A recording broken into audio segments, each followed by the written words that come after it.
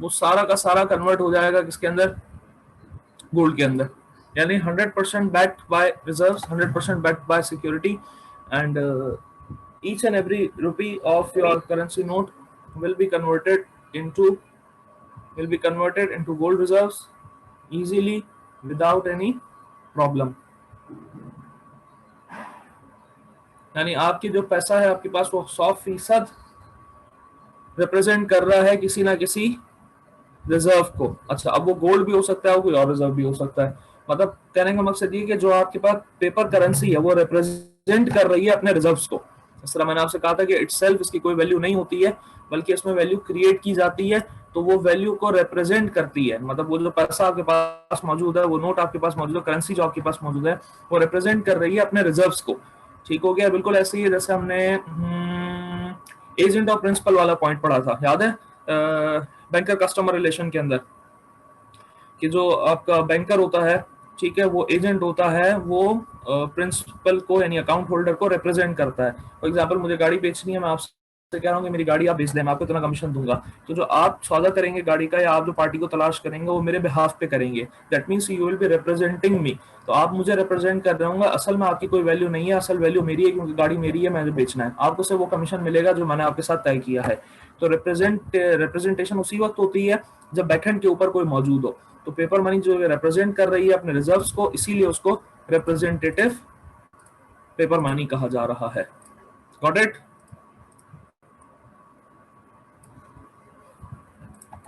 बात समझ आ रही है बेटा?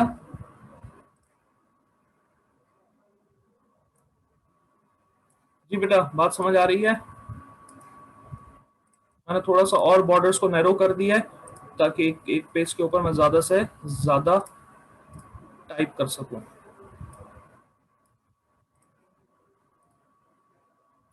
ओके जी, नेक्स्ट पॉइंट की जाने चलते हैं।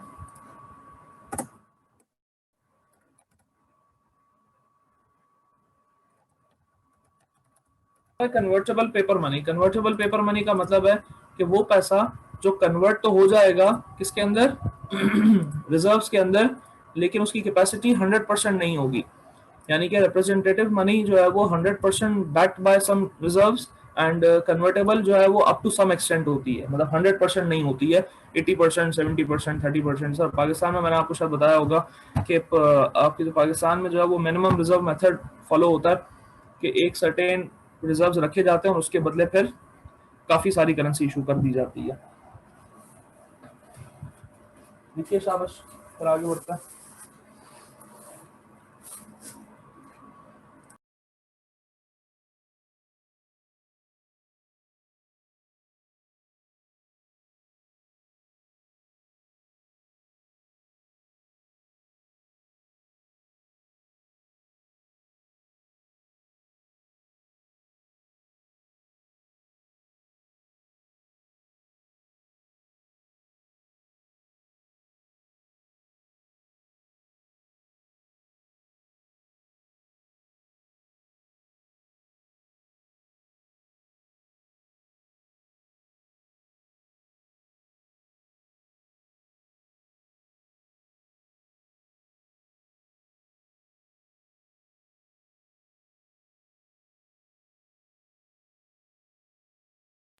ओके बेटा, थर्ड वन लिखा है इनकन्वर्टेबल। इनकन्वर्टेबल का आसान अल्फाज में मतलब है कि जो दूसरी कंट्री की करेंसी में कन्वर्ट नहीं हो सकती है। दूसरी कंट्री की करेंसी में कन्वर्ट आप नहीं कर सकते। इसलिए कन्वर्ट नहीं कर सकते क्योंकि आपकी कंट्री में आपकी वैल्यू करेंसी की इतनी डाउन हो गई कि कोई उसको लेने के लिए तैयार नहीं है। ठीक हो गया? आपके किसी पर्टिकुलर कंट्री के साथ पॉलिटिकल रिलेशन इतने अच्छे नहीं है, तो आप उस कंट्री को आप उस कंट्री की करेंसी को अलाउ नहीं करते हो कि आपकी कंट्री की करेंसी के साथ ट्रेड करने को, यानी कि दो करेंसीज को एक्सचेंज करने को।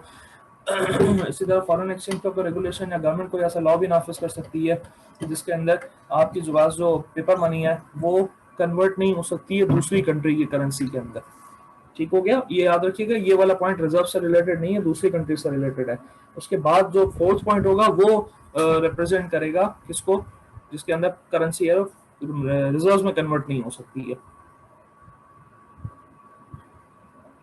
पहला पॉइंट में आप करेंसी 100% रिप्रेजेंट कर रही है रिजर्व को, दूसरे में 100% नहीं है, लेस देन 100% है।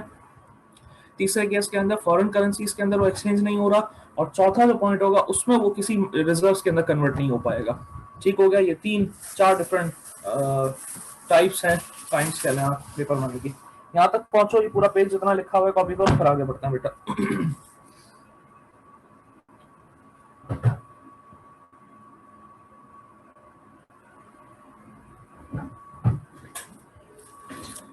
यहाँ तक सारे पहुंच जाए मुझे लिख दें चैट में, उसके बाद मैं आगे बढ़ूंगा।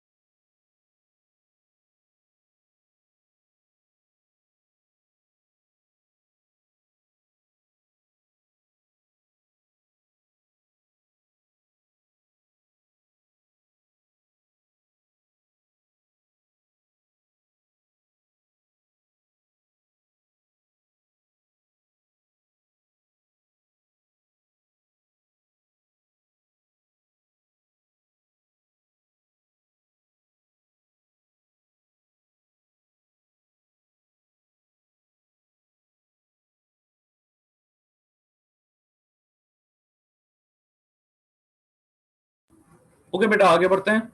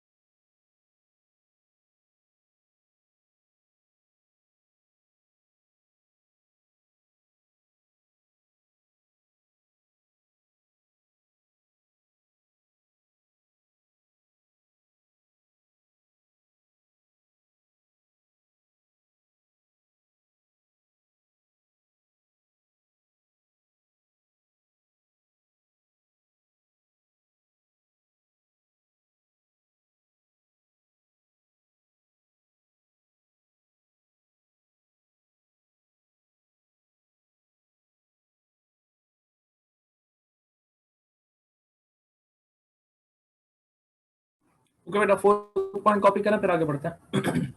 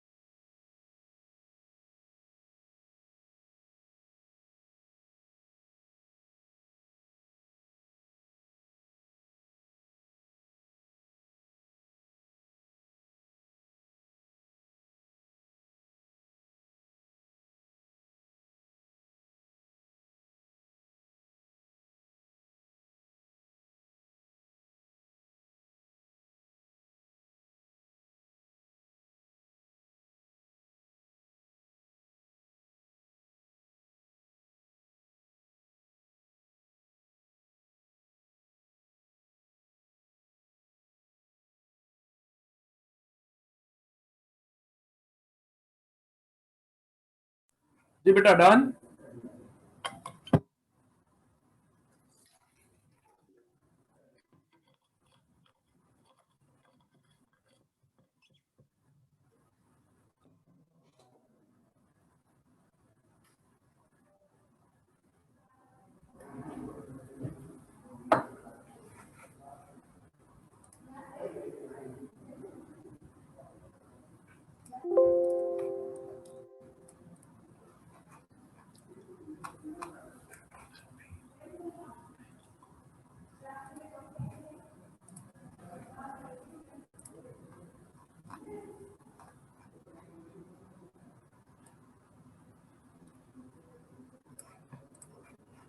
ओके बेटा, फोर्थ काइंड है फियाट मनी।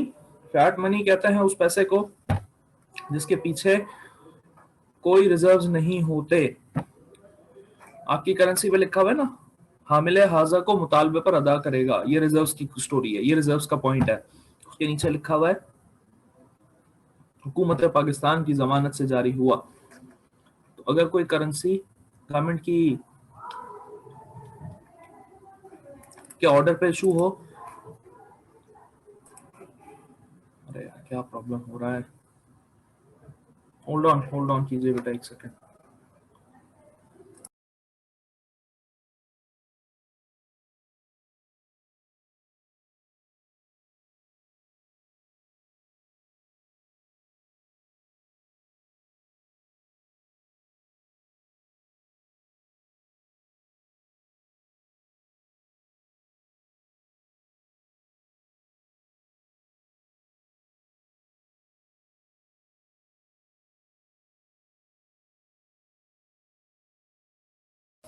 ओके बेटा, सॉरी एक इंटरप्शन थी छोटी सी।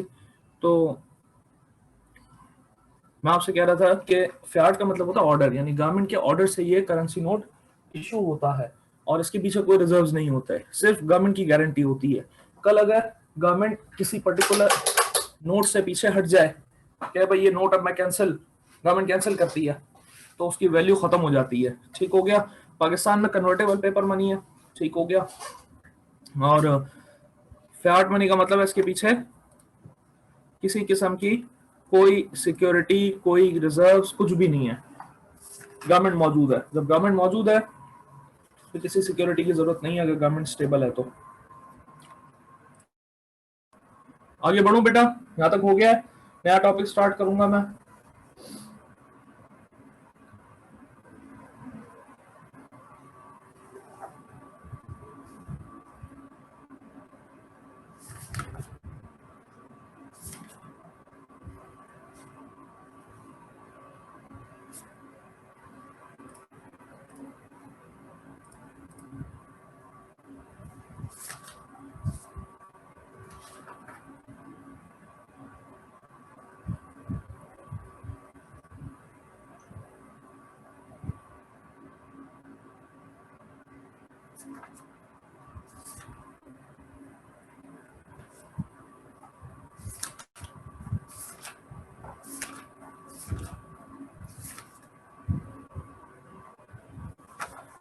ओके बेटा, आगे बढ़ते हैं।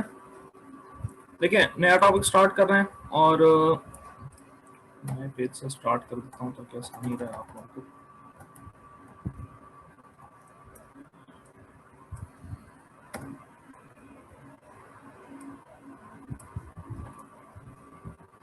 ठीक है जी। अच्छा, आपको याद होगा जब मैंने मनी का चैप्टर स्टार्ट करवाया था तो मैंने आपसे पूछा था कि मनी में क्या क्या चीजें इंक्लूड होती हैं। याद है किसी को? मैंने आपसे कहा था कि जब हमने मनी का चैप्टर स्टार्ट किया तो मैंने आपसे पूछा था कि आपके ख्याल में मनी क्या चीज है और उसमें क्या क्या चीजें आ सकती हैं। आपको याद होगा मैंने आपको बताया था कि currency note, reserves, gold, cash, cheque, promissory note, draft, debit card, credit card, ये सब डेफिनेशन ऑफ मनी में लाया करते हैं। अब मुझे कैसे पता चलेगा कि कौन सी करेंसी को, कौन से पैसे को, कौन सी वैल्यू को मनी कहा जाता है या नहीं कहा जाता? उसके लिए कुछ सेट ऑफ डेफिनेशंस जो है वो डिफाइंड है, राइट? उसके लिए कुछ सेट ऑफ डेफिनेशंस मौजूद है जिसमें 3 कैटेगरीज बनाई गई हैं, M1, M2 और M3, और इनको मनी एग्रीगेट्स कहा जाता है। यानी M1 डिफाइन करेगा कि भाई मनी के अंदर यानी पैसा किस चीज को कहा जाएगा, M2 डिफाइन करेगा कि पैसा किस चीज को कहा जाएगा, M3 डिफाइन करेगा पैसा किस चीज को कहा जाएगा। सर ये 3 डेफिनेशन क्यों है, एक ही बना देते? 3 इसलिए है क्योंकि M1 जो है उसको कहते हैं नैरो स्कोप्ड मनी, यानी उसके अंदर करेंसी नोट्स आ जाते हैं, कैश आ जाता है, मनी सप्लाई जो है आपकी वो आ जाती है। उसके अलावा जो आपके करंट अकाउंट्स हैं, करंट अकाउंट में पैसा रखा है वो भी तो पैसा है, वो आ जाता है। M2 के अंदर M1 की दोनों चीजें आती हैं और उसके अलावा मार्केट में जो क्रेडिट इंस्ट्रूमेंट्स चल रहे होते हैं वो भी आ जाते हैं। यानी M2 में M1 भी होगा, यानी कि करंट अकाउंट भी होंगे और करेंसी नोट भी होंगी, और उसके साथ साथ जो मार्केट में इंस्ट्रूमेंट्स, मनी मार्केट इंस्ट्रूमेंट जो कहलाते हैं, जो लोन के इंस्ट्रूमेंट्स होते हैं, बॉन्ड्स वगैरह जिसको आप कहते हो, ठीक हो गया, वो भी उसमें शामिल होते हैं। M3 के अंदर M1 भी है, M2 भी है और उसके अलावा फिक्स डिपॉजिट्स भी शामिल होते हैं, राइट? और उसके अलावा यूरो डॉलर्स भी हैं, रीपरचेज एग्रीमेंट्स भी हैं। तो basically M1 narrow scoped money है, यानी वो जो मनी की डेफिनेशन है वो नैरो स्कोप्ड करती है, यानी बिल्कुल हार्ड कैश, जो चीज मोस्ट लिक्विड है उसको कंसिडर करती है। M2 जो है वो M1 को भी कंसिडर करती है और थोड़ी सी लेसर लिक्विड मनी को भी डिस्कस करती है। और M3 जो है वो M1, M2 और उसके अलावा भी कुछ डिपॉजिट्स हैं उनको भी कंसिडर करती है। जैसे अगर हम बात करें करंट अकाउंट की, तो करंट अकाउंट में पैसा होता है वो हाईली लिक्विड होता है, और जो फिक्स अकाउंट में होता है वो सबसे लेसर लिक्विड होता है, यानी वो पैसा सबसे मुश्किल से आपको रिटर्न मिलता है अगर आपको चाहिए तो टाइम से पहले। और करंट अकाउंट सबसे जल्दी मिल जाता है, इसीलिए उसको हाईली लिक्विड करेंसी कहते हैं, हाईली लिक्विड मनी कहते हैं। तो M1 नैरो स्कोप मनी है, M2 उससे थोड़ी सी वाइडर है, और M3 जो है वो ब्रॉड व्यू देती है, यानी ब्रॉड डेफिनेशन मिलती है आपको M3 से कि कोई भी कंट्री में करेंसी या मनी की डेफिनेशन किस तरह से दी जाएगी। तो इन तीनों को मनी एग्रीगेट्स कहा जाता है, जिसमें आपको ये पता चलता है कि फॉर्म्स ऑफ मनी जो है वो क्या है और किस तरह से कंट्री के अंदर मनी की डेफिनेशन दी जाती है। तो पहले इसका एक छोटा सा पैराग्राफ लिखेंगे फिर आगे बढ़ेंगे।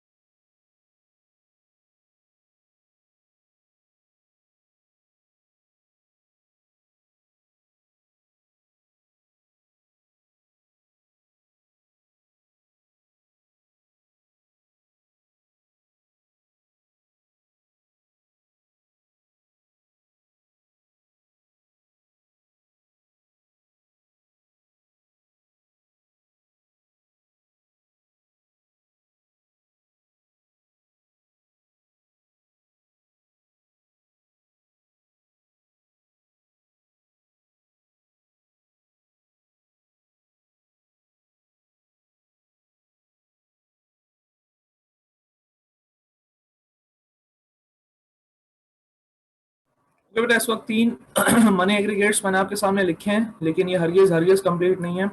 अगर क्वेश्चन आपके पास आता है पेपर में कि व्हाट आर मनी एग्रीगेट्स, तो आप ये पैराग्राफ इस तरह से ड्राफ्ट करेंगे। लेकिन अगर वो आपसे पूछता है व्हाट इज M1, तो सिर्फ ये एक लाइन काफी नहीं है, M1 की पूरी डिटेल है। ठीक हो गया? जिस तरह अच्छा पहले यहाँ तक पहुंच जाओ, पहले इस पैराग्राफ को एक्सप्लेन करूंगा फिर आगे बढ़ूंगा। यहाँ तक पहुंच जाओ बेटा सारे।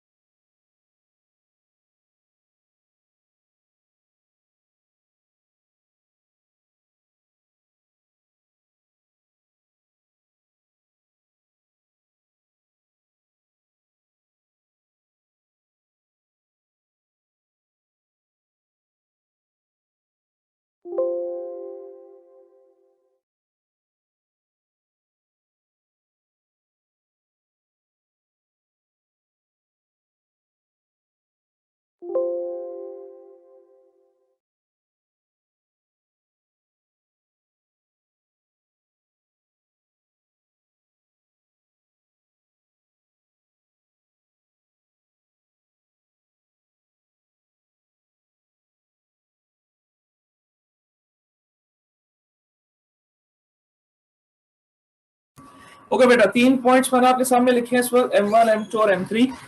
आप सभी थोड़ी देर पहले मैंने कहा कि M1 के अंदर सिर्फ करेंसी आपकी होगी जो मनी सप्लाई आपकी कंट्री में वो है। सेकंड के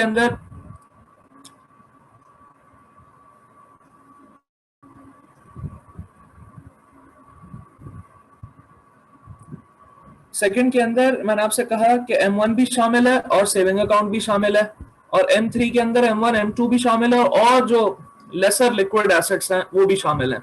तो M1 प्योर करेंसी है और करंट अकाउंट्स हैं, M2 M1 भी है और सेविंग अकाउंट भी है, M3 M1 भी है, M2 भी है और अदर लेसर लिक्विड यानी कि फिक्स अकाउंट वगैरह भी है। तो ये जो मैंने आपसे कहा वही यहाँ पे लिखा हुआ है। अब हम डिटेल स्टार्ट करते हैं M1 की। ठीक हो गया?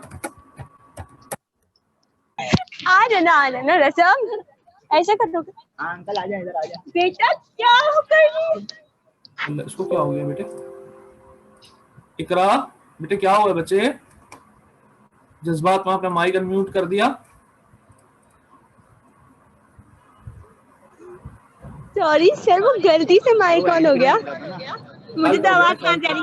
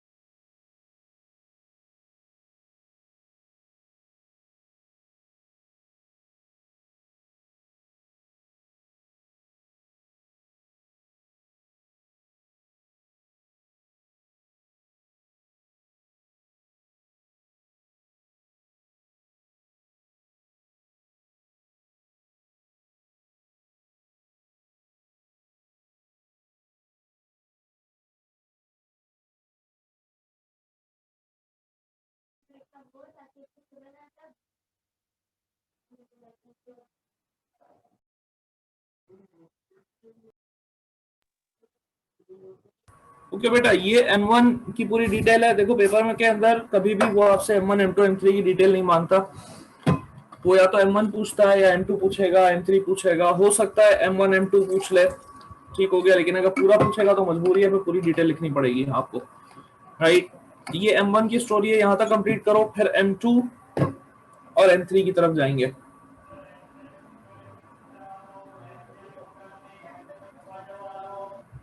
नहीं भाई, हमें प्रेशर कुकर के हैंडल नहीं लगवाने हैं, बंद कर दो माइक।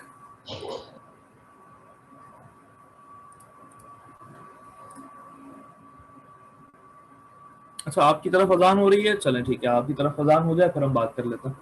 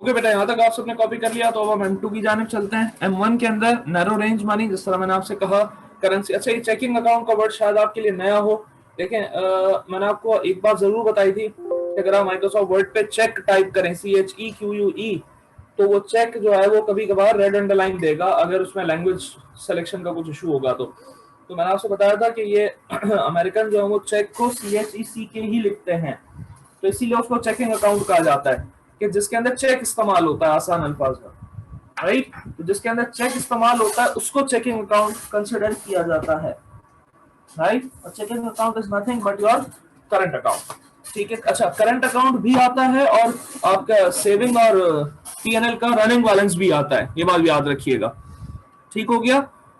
चेकिंग अकाउंट के अंदर करंट अकाउंट भी आता है और रनिंग बैलेंसेस भी आते हैं सेविंग और उसके, लेकिन यहाँ पे पूरी डिटेल लिखी हुई नहीं है, सिर्फ करंट अकाउंट के बारे में बताया गया है। वेराज जो रनिंग बैलेंस होता है सेविंग और P&L का, वो भी तो करंट अकाउंट ही होता है, आसान अल्फाज में निकलवा सकते हो ना फौरन से। अच्छा जी, M1 आई होप आप सबने कॉपी कर लिया होगा, तो अब मैं M2 की जानिब चलता हूँ। काफी सारों ने डन डना डन डन लिखा हुआ है। ओके जी, तो अब let's move on M2 medium range money. अच्छा, M2 में M1 भी शामिल होगा, बिल्कुल शामिल होगा।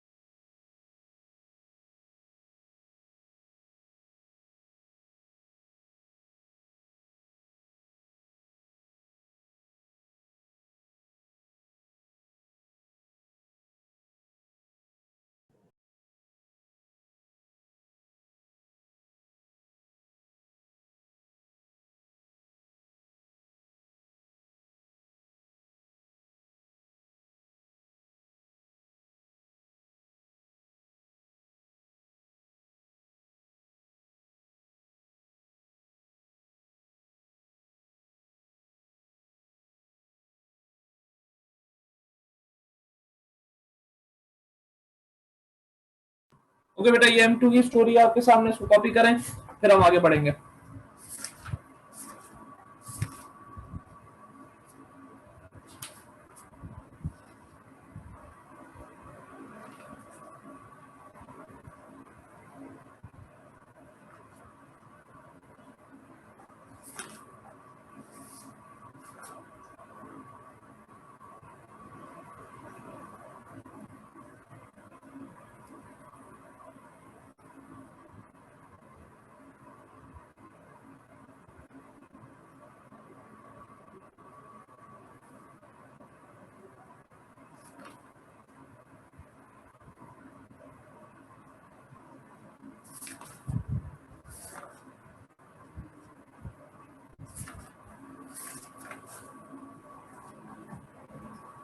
यहां तक कॉपी करें बेटा, फिर आगे बढ़ते हैं।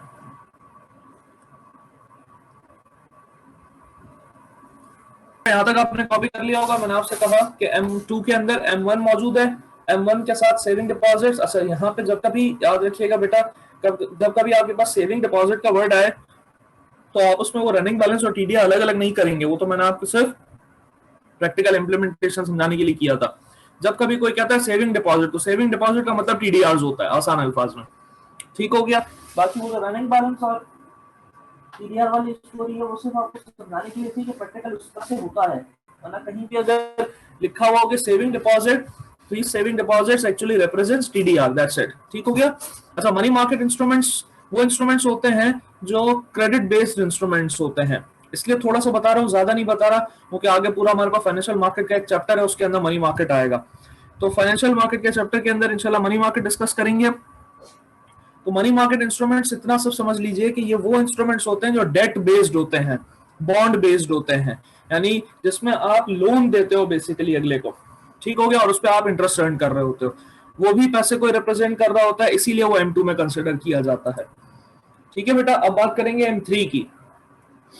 अब बात करेंगे M3 की। आई होप यहां तक आपने कॉपी कर लिया होगा। मैं इसी के नीचे M3 शुरू कर रहा हूं। ठीक हो गया। और जिन्होंने नहीं कॉपी किया वो कॉपी कर लें, वरना फिर मैं रिमूव कर दूंगा।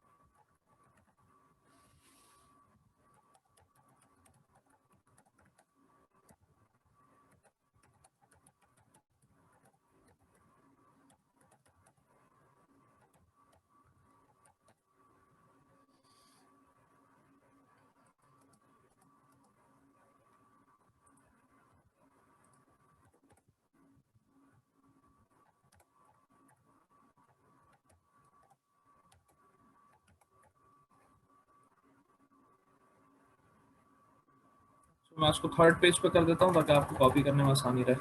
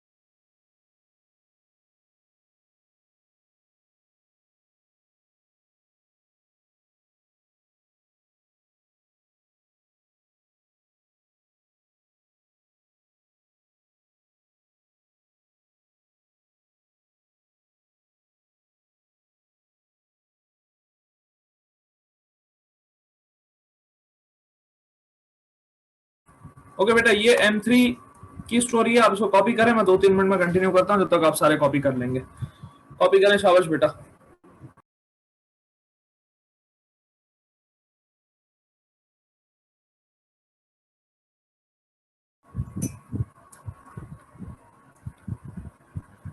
हाँ जी बेटा, कॉपी हो गया। मैंने आपको सफिशिएंट टाइम दे रहा हूँ इस बार, ताकि लास्ट टाइम आपकी शिकायत जो है वो दूर हो जाए।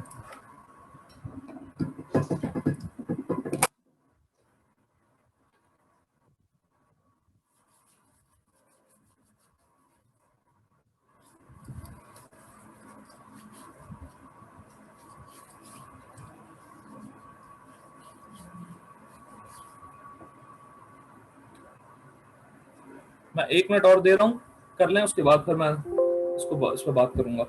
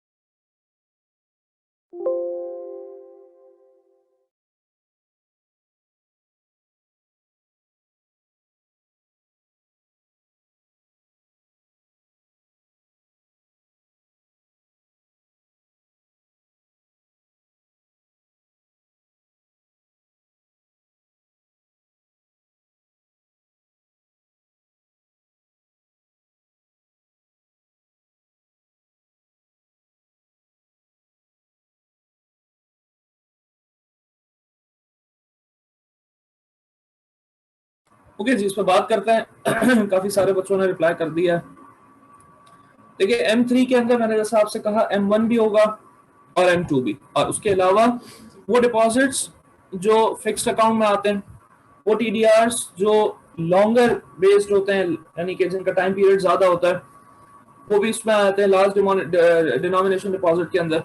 उसके बाद आता है repurchase agreement. Repurchase agreement basically होता ही है, देखो, एक तो होता है ना लोन लेना, एक होता है लोन को सिक्योर करना किसी एसेट के तहत, और एक होता है एसेट को रीपर्चेज कर लेना। यानी मेरे पास एक एसेट है, मैं आज आपको बेच रहा हूं, देखिए मिसाल के तौर पर मैंने आज आपको वो 100,000 का बेचा, लेकिन मैं इस इंटेंशन से बेच रहा हूं कि ये मैं वापस आपसे खरीदूंगा। यानी 1 लाख का मैं आज बेच रहा हूं और 1,50,000 का मैं वापस खरीद लूंगा आपसे, इसको बायबैक कहते हैं, राइट। अब होता ये भी लोन ही है, लेकिन फर्क क्या है, इसको जरा घुमा के लाया जा रहा है। यानी इसके अंदर जो लोन देने वाला है उसको ये सिक्योरिटी मिल जाती है कि उसके पास एक एसेट आ जाता है। अब अगर फॉर एग्जांपल जो बोरोवर है वो पेमेंट ना दे पाए, तो फिर वो एसेट उसका हो जाता है, राइट। तो रीपर्चेज एग्रीमेंट में बेसिकली ये होता है कि आप एक चीज 1 लाख रुपए की आज बेच रहे हो ताकि आपको 1 लाख रुपए मिल जाए, आप उस 1 लाख से अपनी कोई नीड पूरी करो और 6 महीने बाद वही एसेट दोबारा खरीद लो 1,50,000 का। तो बात तो वही हो गई सर लोन वाली, लेकिन डिफरेंस क्या, डिफरेंस ये कि यहाँ पे बाकायदा एक एग्रीमेंट बनता है कि मैं आज आपको बेच रहा हूँ और मैं इसे रीपर्चेज करूंगा आपसे, ठीक हो गया। तो वो जो बोरोवर है उसका फायदा ये कि उसको एक एसेट मिल गया 1 लाख का, और वापस वो 1.5 लाख का बिक जाएगा उसके पास से, तो उसको बेटा रीपर्चेज एग्रीमेंट कहते हैं। कौन जिसका माइक बार बार खुल जाता है भाई, तो वो उसे हम रीपर्चेज एग्रीमेंट कहते हैं कि जिसके अंदर जो बायर है वो पहले एक चीज बेचेगा और फिर वो उसको खरीद लेगा दोबारा, राइट। यानी कि मेरे पास एक कमोडिटी है, मैं आपको बेच रहा हूँ 1 लाख की, इस एग्रीमेंट के साथ कि ये मैं 1.5 लाख की वापस आपसे खरीद लूंगा, तो आपको 50,000 का फायदा हो जाता है और मुझे ये फायदा हो जाता है कि मुझे लोन मिल जाता है उसके बदले। अच्छा, इसके बाद आते हैं यूरो डॉलर्स के ऊपर। यूरो डॉलर्स वो डॉलर्स होता है जो आपके यूएस यानी कि यूएस के अलावा किसी और कंट्री में डिपॉजिट हुए हुए होते हैं, ठीक है। जिस तरह हमारे लिए फॉरेन एक्सचेंज कहलाता है, वो उनके लिए वो यूरो डॉलर्स कहलाता है। तो वो यूरो डॉलर्स भी डेफिनेटली डिफरेंट कंट्रीज के अंदर होते हैं और उनकी एक सर्टेन वैल्यू होती है, रिजर्व्स कंसिडर होते हैं, फॉरेन एक्सचेंज रिजर्व्स होते हैं, तो वो भी मनी की कैटेगरी में आते हैं और उनको M3 में रखा गया है। ठीक हो गया, जिससे आप इंटरनेशनल पेमेंट्स करते हो, इंटरनेशनल डेट्स की सेटलमेंट करते हो। तो M3 के अंदर M1 भी आ गया, M3 के अंदर M2 भी आ गया, और लार्ज डिपॉजिट डिनोमिनेशन यानी फिक्स्ड अकाउंट्स और रीपर्चेज एग्रीमेंट और यूरो डॉलर्स, ये तीनों चीजें भी ऐड हो जाती हैं। यहाँ पे आपका पूरा ये मनी एग्रीगेट कंप्लीट हो गया, यहाँ से जो शुरू हुआ था मनी एग्रीगेट, यहाँ से शुरू हुआ था, M1 पूरा कंप्लीट हुआ, M2 कंप्लीट हुआ और देन M3 की बात आई। बस बेटा आज के लिए यहीं तक रखते हैं, दो टॉपिक्स रह गए हैं आपके। इंशाल्लाह इस वीक में एक टॉपिक और हो जाएगा, उसके अगले वीक में हम कंप्लीट कर लेंगे, फिर इंशाल्लाह आपके इंटरनल्स हो जाएंगे। अगर इंटरनल से पहले एक आध टॉपिक रह भी जाता है, डोंट वरी एट ऑल, मैं इंटरनल्स के बाद करा दूंगा, you will have sufficient time. ठीक हो गया, अच्छा खासा टाइम होगा तो हम इंशाल्लाह उसको कंटिन्यू कर लिया करेंगे। कोई सवाल है तो पूछिए बेटा, अदरवाइज फिर मैं क्लास को वाइंड अप कर रहा हूँ। जी बेटा सवाल है तो पूछ लीजिए, कॉपी कर लिया तो ठीक है। सर इंटरनल फिजिकल है या ऑनलाइन? बेटा ये आपको पता चल जाएगा, अभी हम डिसाइड कर रहे हैं।